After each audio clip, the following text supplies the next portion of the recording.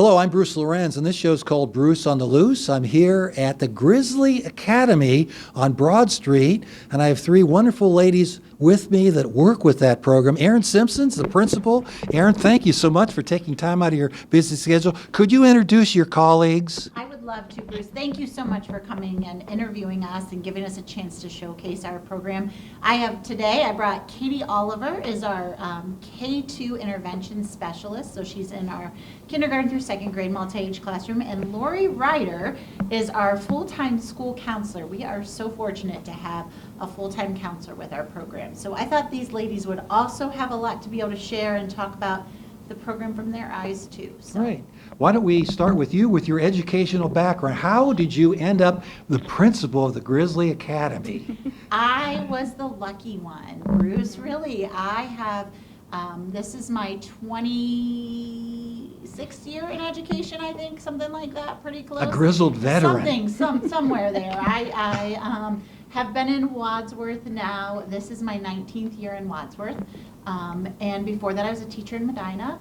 I was a principal at Lincoln for 3 years, at Overlook for 15 years, and then when they started to talk about the Grizzly Academy and opening this program, the kiddos that we serve has always had my heart, and I wanted to find the best way that we could serve them and make sure that their needs were met. And when the district started to talk about having the opportunity to do that within our district and bringing the program of the Grizzly Academy here, every time it was talked about, I'm like, that sounds like something I might like.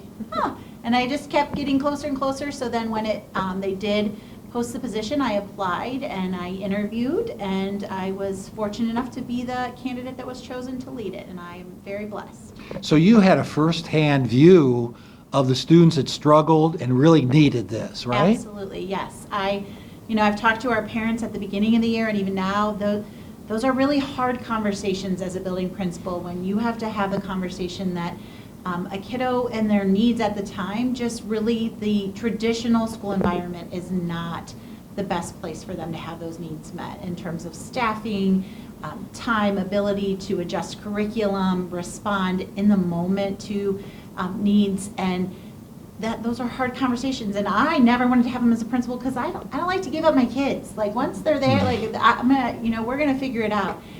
So seeing that, but knowing that we needed something different, times have changed so much in my career, and the needs of students and their individuality and the stressors that they bring from every part of life.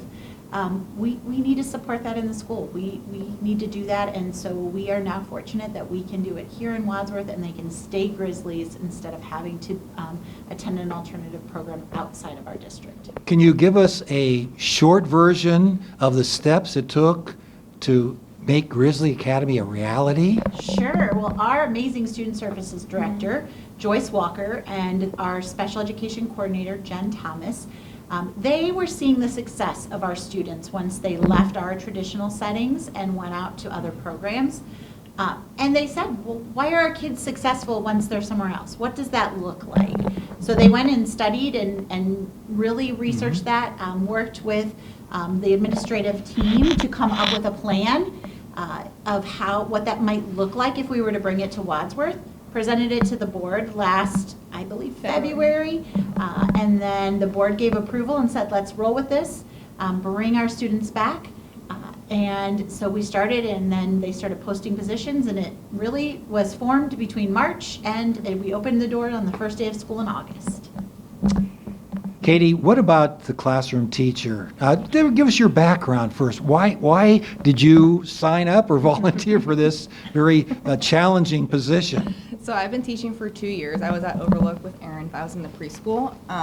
Preschool is very hands-on. You really see everything there. So all the high needs, behaviors, and everything. I knew behaviors and just more high needs was a passion of mine, and so I just followed it. And then once I found out the Grizzly Academy was coming about and I knew Erin was coming, I said, I'm coming with, or I tried to, and they said, sure, come on in. So I imagine it's very difficult. I think the line of demarcation, K through 2 and 3 and 4, do I have it right? Yes. Okay, then you have various grade levels, and learning levels are very different too. How do you balance that, and how are you successful? So it can be difficult. At the beginning of the year, we figured out that pretty quickly, but now we just kind of divide and conquer. Me and my co-teacher, Shannon Fisher, we really divide it. So she'll do second grade some days, and I'll do K through first some days, and we just lesson plan individually that way. We'll do small groups for each grade, or some kids that are in kindergarten that can do second grade work, they're with the second graders for the small groups. It just depends where they're at. We kind of meet the kids where their level is. We're not going to force them to do things that are too hard for them right now, or things are too low for them. So we're kind of meeting the kids where they are. Each day we have individual task boxes for each kid, drawers, so they have to be able to complete these certain works to be able to do a preferred activity, and all drawers are all different. So we really individualize all the plans. I've noticed over the years working with some special ed students that routines are very yes. significant. And if you happen to be ill and not there, well, we might say good luck for the day, but some other things too. What about routine? Is that really that significant? Routine's huge for these kids, and it took us a few months to actually figure out the right routine for the kids. We're very flexible here, where we tried one thing and we realized it was not working, so we went to the next thing, and then the next thing. I think right now we're finding out a routine that's really working when we're doing 3 works, and then they get some type of preferred break, and then they come back and do 3 different works, and then work with the teacher, and then a break, kind of rewarding the works. But yeah, routine is huge. If you go off the routines, a lot of kids realize, and that's when you're hearing us.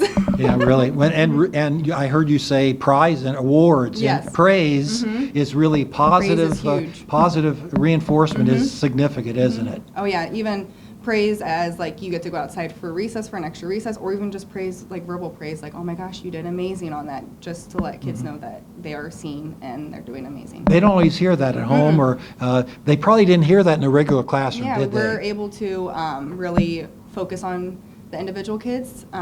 Since there's only 10 in our classroom and there's about 5 adults in there, we're really able to focus on those great things they're doing, or even just small rewards for them, to be able to just praise them whenever it's happening. What about your education background, young lady? So I am probably the veteran in the building. This is my 30th year in education. Oh, congratulations. Thank you. She's not allowed to leave, though. Until I go, she's That is understood. Yeah. So I have just an interesting background compared to where I am now. I actually went to school to be a family and consumer science teacher. So I was a high school teacher for pretty much 25 years, I think, of my career. But I think the background with the dynamic of what the students I got to teach, and just the content that I was able to teach, and the flexibility, I think prepared me for this position, even though I didn't know it was right around the corner here. But after there, I went into, I got my degree with school counseling late in my life. So when I got that, I started out at a middle school, and I was there for a couple years at Massillon, and then the opportunity opened here at Isham Elementary a couple years ago. So I was elementary counselor there last year. And then I have some experience in an alternative program in Worcester, and just like same with Erin, the ones and the teachers and the staff that are here really know that this is their heart, and so we wouldn't have applied if it really wasn't something that we really believed in. And we all wanted to be with Erin, I will tell you the truth. Well, with the numbers But, involved, yeah. you can really support the students and kind of know when they're having a bad day sometimes. Yeah, and I think the neat thing too is I'm figuring out my job here, because it's very untypical of what a regular elementary is. And so because our teachers are so integrated with just life skills and regulation and different things themselves with their students every day, all day, that used to be my job at an elementary school. I could come in and teach some of those skills. Well, they're doing that a lot, and it's awesome. So we're able to kind of be hands-on with our behavior therapist, and we're just able to kind of meet those kids when they're having those struggling times. So that's kind of where, a lot of that is happening and in my place, but just a lot of support and things like Right. that. The school can be very, very helpful to students, but sometimes the home is an issue that we don't have very much control over sometimes, You're right? You're right. And I think when we were sitting around the table planning what we were going to do here and what it was going to look like, one of the biggest things, this was always a part of the things that I wanted to establish anyway, was that relationship piece. That's kind of where I feel the most comfortable. So establishing that with our families, first thing, the first step was just finding out what is our dynamic of our family. That was one of our things. I worked with our district social worker, and we came up with an intake, kind of a questionnaire for our families to find out what their needs were for them and for their children, so that we could be prepared. So what kind of different services do we need to hook them up with? And where we can do that. But the other part is that family engagement piece, where we wanted them to feel part of a family, just like we had their students feel when they walk in here. And I think, it takes a little bit of adjustment for each family to kind of buy in, but I think just having their student come here, they felt that. And the more that we have those engagement times, where it's monthly or whether it's an evening or something special that we have, I think, and we have some big plans for Christmas, so we're really excited about that.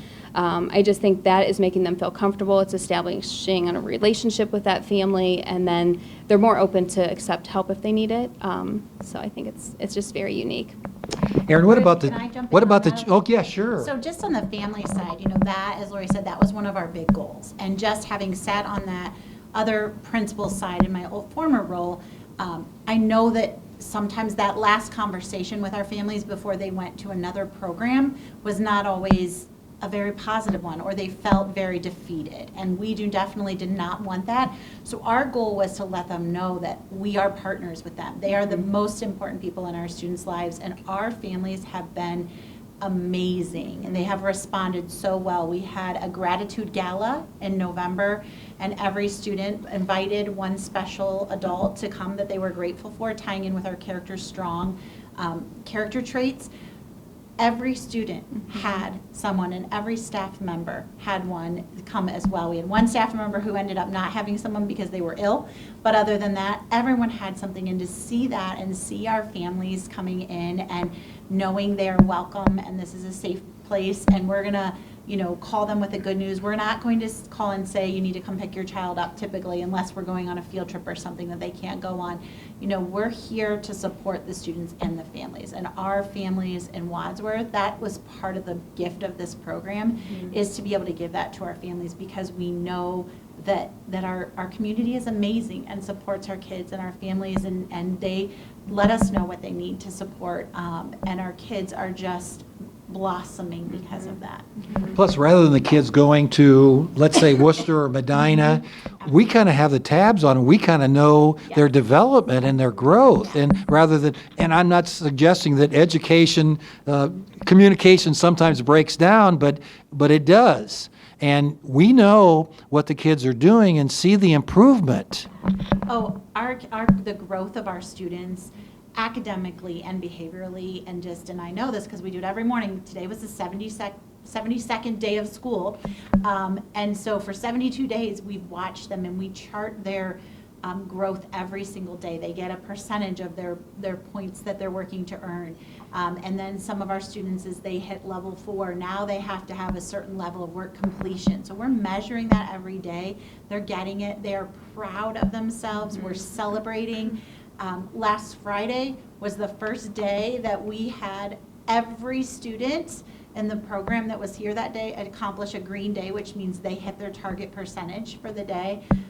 So we just see it, and the skills that they're gaining, the way they're able to talk through their emotions, their needs, not every time, but the majority of time, and when they can't, there is the appropriate number of staff members here, the relationships, every student knows every staff member. We are able to embrace them and really make it a special place for kids. It really is powerful. Kind of interesting with our technology and our reliance on phones. It's nice to actually talk to someone and know adults and classmates and really have a nice conversation, isn't it? Yes, and that's something we promote. We have we do our morning meeting. Actually, behind us right now is what we call our family room, and our students meet here together with all of our staff. every morning. We have some students who are still working to be able to be in this, with all of the kids. So they may come for a portion and then leave. But we do a morning kickoff every day. We talk about what day of school it is, what is up that day in terms of what special they might have. But that is where we bring in our character strong lessons, and we bring those pieces in, and they always encourage conversation among the kids. So they're talking in small groups. They're on Fantastic Friday. They're celebrating one another. It's such a neat place, and to see our older students be such wonderful helpers and so kind to our younger students, just naturally, it is, I don't know, I almost want to cry. Like, it's Right. just really powerful to see it happening every day. And our kids, I feel like they are developing skills that are going to take them very far in life. I have a confession. I really like Like the my Grinch. Grinch. Yeah, what was today? Oh boy, everyone's dressed up. It was Grinch Day. Grinch Day. Oh boy, and I bet the kids pretty excited about that. They are. They had some Grinch treats on their desk this morning when they got here, and then they got some after lunch. But, in December, we've tried to have a little theme each day and today was Grinchmas. So they enjoyed it, and, we focused on the fact that the Grinch's heart can grow through kindness and learning how to be kind, and they loved that. So it was neat. I happened to be at the right place at the right time, and I was at the Sabrina Senior Center, and the group came over and had cards for the senior citizens. Can you tell me about that? Who had that idea, and what did it? Actually, Laurie Ryder. Laura, you had that. Hasn't done No. It- it's- We are a team. Right, we are a right. team. So we'll find an idea. But how did it make the kids feel giving a card to Oh, senior citizens, yeah. playing a little euchre or whatever they were playing I there? mean, it was just, even the walk there, it was a beautiful Yeah, day, so that it was a was. bonus, so they all enjoyed that. But we kind of found this idea, and then we had the kids all, help assemble those and make those up. So we had hundreds, I don't know, we had a lot of cards, but walking over there, Ms. Simpson, set that up so that we had that availability that time with the seniors that were there, and we were able just to pass them off, and some could talk and some didn't feel as comfortable, and it was just overall it was just a great experience. And then we kind of extended our stay and went to the high school and the Y, and that was really cool too. Right, But yeah, sure. we come up with just ideas, and that's the other neat thing about this small the small setting is that we can individualize a lot of the things that we do, special types of things, and make it really, really intentional. So I think and we all enjoy that anyway, so we work really well together to make those things happen. If the students went elsewhere, that they couldn't have, we're very close. Yeah. Even the 5th and 6th grade building is going to be fairly close to you as well. And so you Yeah. can take advantage and, really do some neat things. Right, and they'll be walking to Overlook on Friday to hear the Christmas program, so that's Show a close. choir, Mhm. Oh, Yeah, wonderful. so lots of they're- opportunities. They just don't stay and get cloistered here all day. They get out and No, about. no. What And- about music, art, physical education? I think those are subjects that students really look forward to at times. They And- do look forward to them. Sometimes it can be hard for them because it's Tricky. more Right. loud environment for them, and sometimes it's not always knowing, so like that routine piece. But we do incorporate music in our everyday learning. So if we're taking breaks, we'll play some music, or we'll play like a sing-along. We incorporate art every day, even if they don't have art, with directive drawings, and we run around outside all day if we can, or we'll try to play games. Ms. Simpson did a really fun game of Hungry Hippos. It was fun until it wasn't. Until it wasn't. But we try to incorporate it whenever they have their encore, but then also throughout the day to just continue the whole process. Yeah. What about Christmas break? You really seem to have the routine here, kids are here.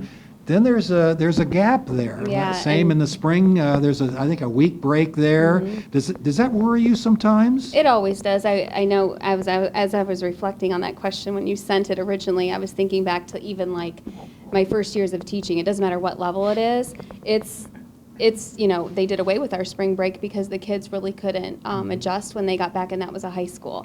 So every educator in any type of position that they're in a school building know that can be a difficult time, even though it's fun and exciting, and lots of things, we have to also consider, those individual pieces that the families are going through or the kids and that definite routine. So it's planning those things before they leave and then also preparing when they come back that we have to probably step back a little bit and kind of readjust to the routines that we have at school and be a good listening ear for what, may come about before, after when they return. So always being cognizant of our students and their needs. Would the teachers have any suggestions? Do you send notes home? I'm sure the communication is very good between the home and the students. Would you say, keep reading, read a couple books, and I think we're actually even making a little It's packet. a surprise. It's a surprise. So if anybody's watching this in advance. Okay. All Okay. the children. Winter survival kit. Yes. Okay, And yeah. so we're putting a bunch of things in there, like coloring books. Yeah. I think books. Games. Games, like even some recipes. We're making a recipe book. All kinds of things they can do at home with their family while being home. Kind of continuing to be like have them do something instead of just sitting there watching TV, which something's watching a movie, eating popcorn with your family, but at least it's something that you can do together. We were probably going to send home packets just of some fun things for them to do. But yeah, just to encourage the parents to continue to have them read, even just spending time with one another, going out into the public and just letting them see friends, not even friends, just seeing people, Right. just letting their social continue. You guys have already done that, going to the Suprema and Yeah. having people come in for their It's day. great And practice for them. SBH at the middle school, when I was there, I brought in some puzzles. Oh, they love to put puzzles together. And they worked in concert, they worked together, and they really enjoyed that very, very much. Erin, what has been the biggest surprise? That's a question I didn't ask you ahead of time. What has surprised you about the Grizzly Academy? The growth of our students, even as we are trying to, adjust. And our team is amazing that we do adjust as needed, as Katy mentioned, but the growth and really the relationship that we have with the administration building, being connected to them, it has been so fun for our kids they went trick-or-treating there on character dress-up day, which they wouldn't do in a traditional program. Katie's class and Shannon's class, and then our 3rd and 4th grade class with Kim and Jess, they always are making little kindness posters or cards, and they are kindness ninjas and sneak over and leave them on the desks of, the administrators and the secretaries. And Doug Beeman, our treasurer, put it the best way. He's like, having the students in this building reminds everybody that's here of our why. Like, the kids are why we do. All of us have a job because of kids.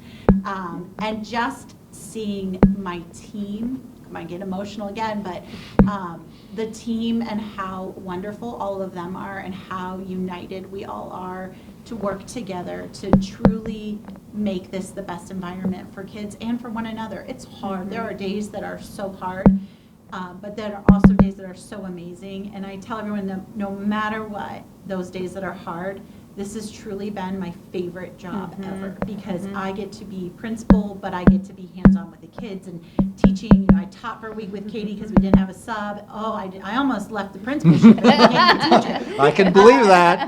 But just being there and being engaged every day and knowing and having a pulse. And I even said I can probably give the best instructional feedback as a principal in all of my years here, because I'm always in the classroom, and it's not the observation time or that it's hey, what if you tried this, or let's go. I mean, just the setup allows for so many wonderful things for our growth as professionals and ultimately for our kids. So that's what I'm not surprised, but most. Not only the growth of the students, but the staff is more congenial, possibly, and they are kind of pressed to go outside their comfort zone and be. I hear in this interview creativity.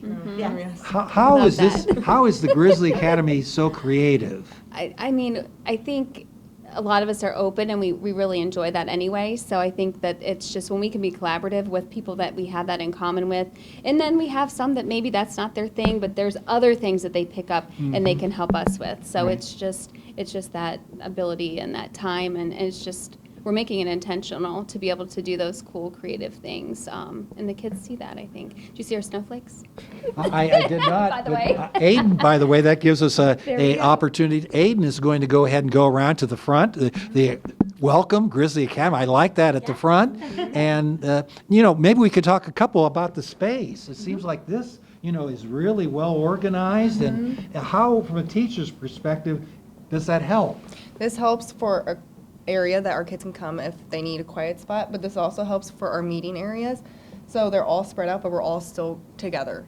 And then Ms. Simpson does her presentation every morning up there, and it just helps with the routine, helps them know where they're sitting, but just continuing the unitedness here. And then our lunch area is back there, so it's all kind of one area, so they're more used to the environment. It's not all different types of environments throughout the school, because when you go to another elementary school, it's not all the same everywhere. It's all blotchy. So this is our family room, or no, family room and dining family room. kitchen. Yeah, family. Yeah, it seems like the name tags are on the back of the chairs, so they have that.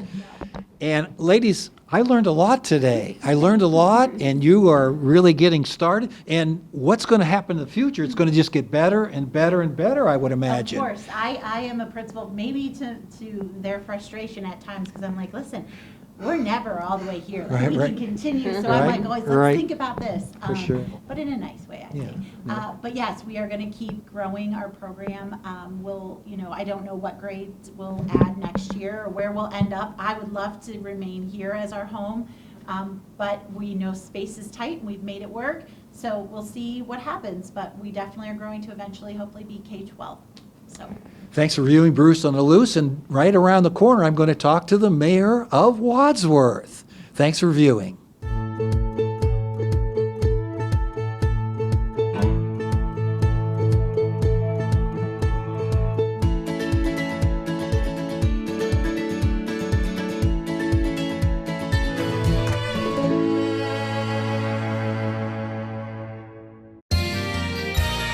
You are watching WCTV, Wadsworth Community Television.